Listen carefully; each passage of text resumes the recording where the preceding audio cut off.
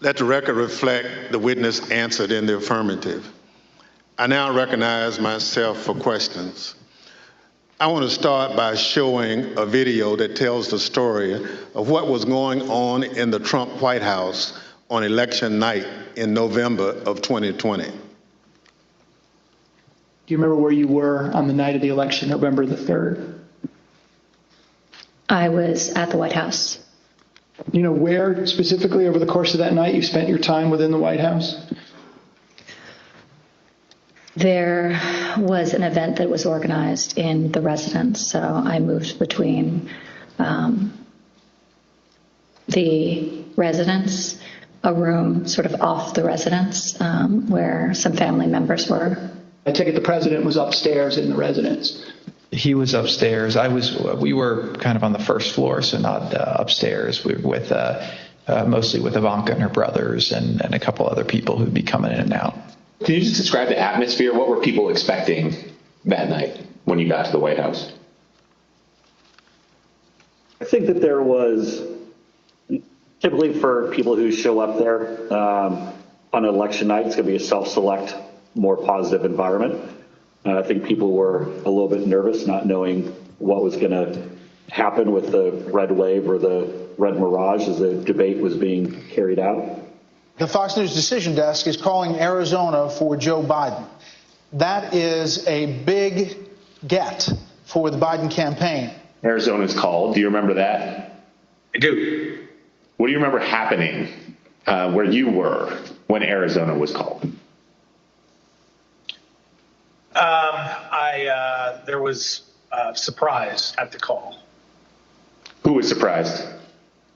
Most everyone in the room. Were you being one of them? Yes. Did that shift the atmosphere or the attitude in the White House? Completely. How so? Can you describe that? Because Fox News was the first one to go out and say that.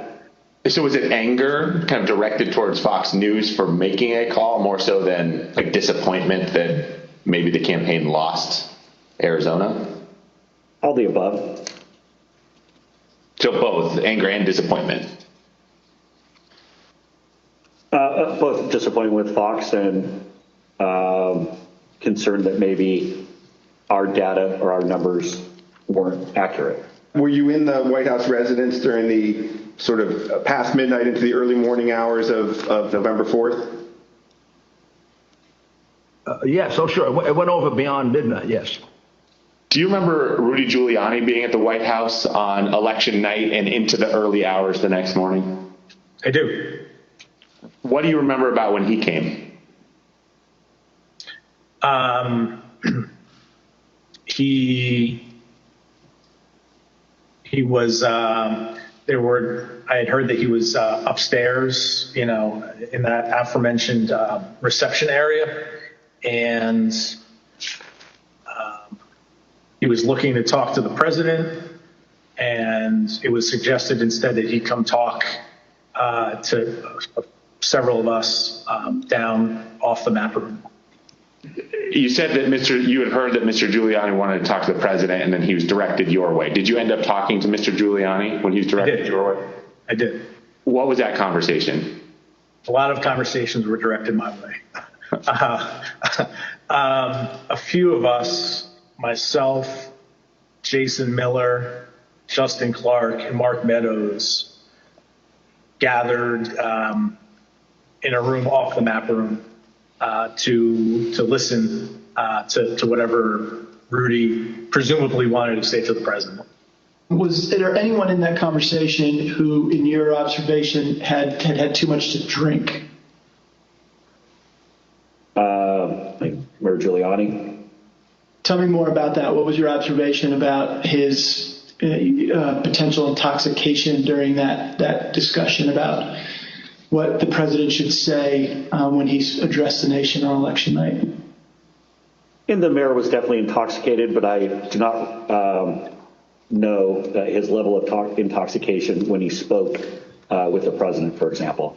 Were you part of any discussions with the people I mentioned, Mr. Stepien, Mr. Meadows, or anyone else, about whether the president should make any sort of speech on election night?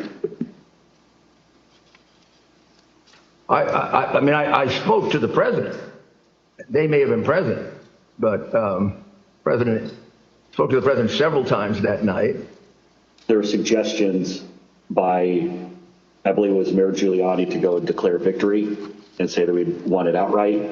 It was far too early to be making any calls like that. Ballots were still being counted. Ballots were still going to be counted for days. And it was far too early to be making any proclamation like that. I remember saying that, to the best of my memory, I was saying that we should not go and declare victory until we had a better sense of the numbers. Okay, can you be more specific about that conversation, in particular what Mayor Giuliani said, your response, and then anybody else in the room's response? I think effectively Mayor Giuliani was saying, we won it, they're stealing it from us, where'd all the votes come from, we need to go say that we won, and essentially that anyone who didn't agree with that position was being weak. What was your view at the time as to what he should or shouldn't say?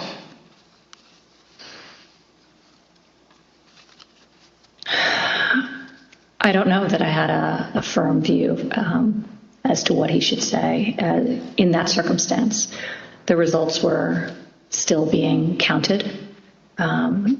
It was becoming clear that the race would not be called on election night. My belief, my recommendation was to say that votes were still being counted. It's too early to tell, too early to call the race, but we proud of the race we ran, and we think we're in good position, and we'll have more to say about this the next day or the next day, whenever we had something to say. And did anybody who was a part of that conversation disagree with your message? Yes. Who was that? The president disagreed with that. I don't recall the particular words. He thought I was wrong. He told me so, and that they were going to go he was going to go in a different direction. This is a fraud on the American public. This is an embarrassment to our country. We were getting ready to win this election. Frankly, we did win this election.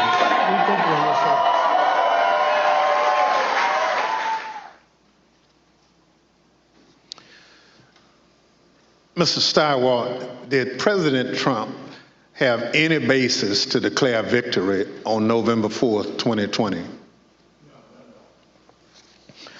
Thank you. Mr. Stepien also testified that President Trump had no basis for declaring victory at that point in time.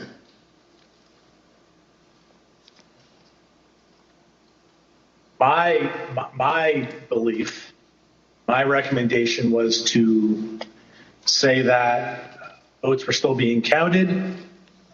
It's too early to tell, too early to call the race, but we proud of the race we ran, and we think we're in good position, and we'll have more to say about this the next day or the next day, whenever we had something to say. Thank you. Mr. Steiwalt, after the votes were counted, who won the presidential election of 2020? Joseph Robinette Biden Jr. of the great state of Delaware. Thank you. That's the bottom line. We've had an election. Mr. Trump lost, but he refused to accept the results of the democratic process. Pursuant to Section 5C8 of House Resolution 503, I now recognize the gentlewoman from California, Ms. Lofgren, for questions. Well, thank you, Mr. Chairman.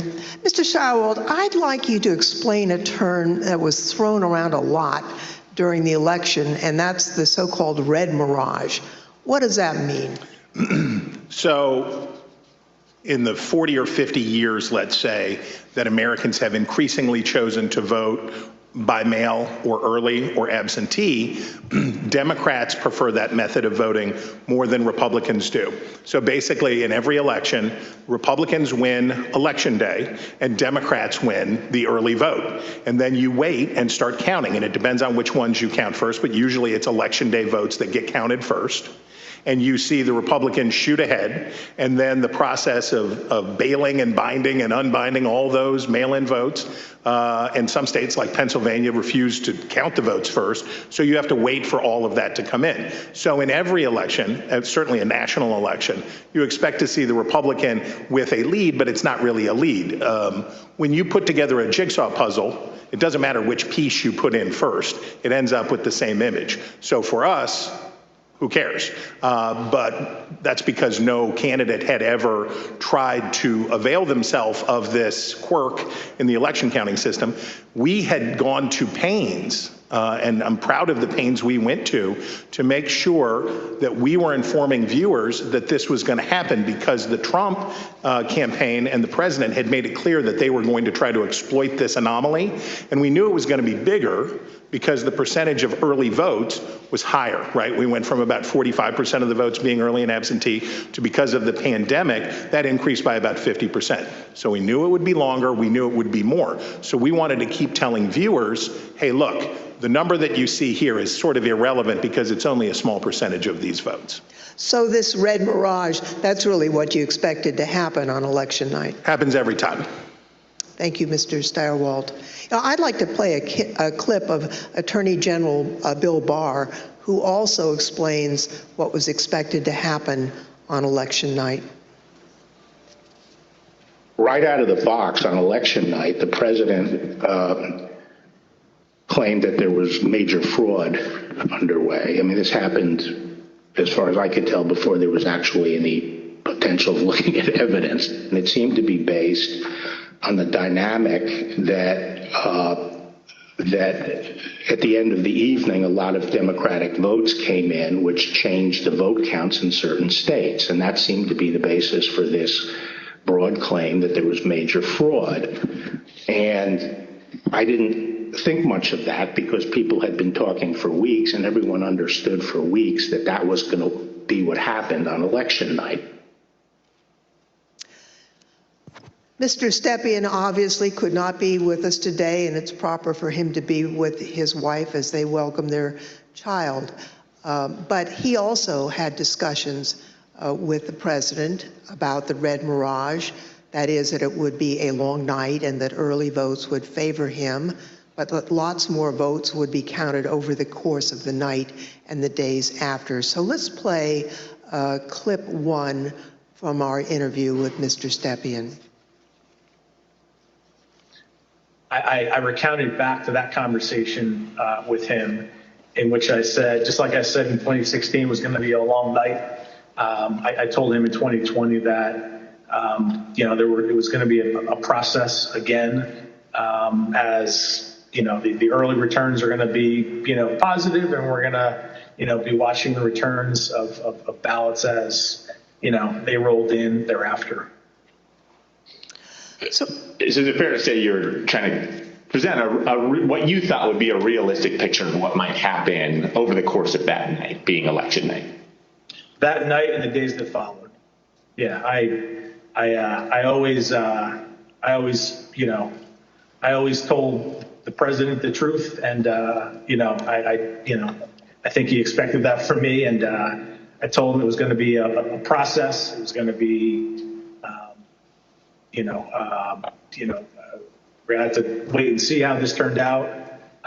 So I just like I did in 2016, I did the same thing in 2020. So let's watch a short clip of President Trump speaking after he received that information from his campaign advisors. We want all voting to stop. We don't want them to find any ballots at 4 o'clock in the morning and add them to the list. So when former President Trump said that, it contradicted what his advisors had warned would happen. We all know that mail-in ballots played an important role in the 2020 election. However, President Trump continuously discouraged mail-in voting. Mr. Stepien was so concerned about the president's position on mail-in voting that in the summer of 2020, he met with President Trump along with House Minority Leader Kevin McCarthy. Let's play clip 4. Meeting that was had, in particular, I invited Kevin McCarthy to join the meeting, he being of like mind on the issue with me, in which we made our case for why we believed mail-in voting not to be a bad thing for his campaign. But the president's mind was made up, and you understand, how many times to, go to the well on a particular topic. Yeah, I understand. Tell me a little bit more about the argument that you and Mr. McCarthy made to the president in that meeting as to why it wasn't a bad thing that mail-in voting was available. Largely two pillars to that argument, both of which I've previously mentioned. One, leaving a good deal to chance, pushing or urging your voters to vote only on election day leaves a lot to chance. That's A. And B, also previously mentioned, the fact that the Trump campaign, the Republican National Committee, the Republican Party had an advantage of grassroots workers and volunteers on the ground that would allow, an advantage to enhance return rates of ballots that were mailed. Those were the two pillars of the argument. I see. And what, if anything, do you recall Representative McCarthy saying during that meeting? We were echoing the same argument. I mean, his words echoed mine, and vice versa on those two topics. Mr. Stirewalt, you were at the decision desk at Fox News on election night, and you called Arizona early for President Biden, which was controversial. How did you make that call, and where did you think the race stood in the early hours of the next day? Well, it was really controversial to our competitors who we beat so badly by making the correct call first. Our decision desk was the best in the business, and I was very proud to be a part of it. Because we had partnered with the Associated Press and the National Opinion Research Center at the University of Chicago, thanks to my colleague and friend Arnon Mishkin, had built a wonderful device for forecasting the outcomes of elections. So we had a different set of data than our competitors did. We had more research, and we had a better system, and we had a great team. So what you're waiting to see is, do the actual votes match up with the expectations in the poll? The real votes are testing the quality of your poll in targeted precincts and in targeted places. And let me tell you, our poll in Arizona was beautiful, and it was doing just what we wanted it to do, and it was cooking up just right. And at some point, and I forget exactly who, but at some point it became clear that Arizona was getting ready to make a call. So we my boss, Bill Salmon, said we're not making any call until everybody says yes, because that was always our policy, unanimity. And you have to understand, in this room, you have, the best people from academia, Democrats, Republicans, a broad cross-section of people who had worked together for a decade, who are really serious about this stuff. So we knew it would be a consequential call because it was one of 5 states that really mattered, right? Wisconsin, Michigan, Pennsylvania, Georgia, Arizona were the ones that we were watching. We knew it would be significant to call any one of those 5, but we already knew Trump's chances were very small and getting smaller based on what we had seen. So we were able to make the call early. We were able to beat the competition. We looked around the room, everybody says yay, and on we go. And by the time we found out how much everybody was freaking out and losing their minds over this call, we were already trying to call the next state. We had already moved on. We were to Georgia, we were to North Carolina, we were looking at these other states. So we thought we were pleased, but not surprised. I see. You know, after the election, as of November 7th, in your judgment, what were the chances of President Trump winning the election? After that point? Yes. None. I mean, I guess it's always possible that you could have, a truckload of ballots be found somewhere, I suppose. But once you get into this space, ahead of today, I thought about what are the largest margins that could ever be overturned by a recount, and the kind of stuff that we heard Mike Pence talking about, sounding like a normal Republican that night when he said, we'll keep every challenge. Nothing like that. In a recount, you're talking about hundreds of votes. When we think about calling a race, one of the things that we would think about is it outside the margin of a recount? And when we think about that margin, we think about, in modern history, you're talking about 1,000 votes, 1,500 votes at the way, way outside. Normally, you're talking about hundreds of votes, maybe 300 votes that are going to change. So the idea that through any normal process in any of these states, remember, he had to do it thrice, right? He needed 3 of these states to change. And in order to do that, I mean, you're at an infant. You're better off to play the Powerball than to have that come in.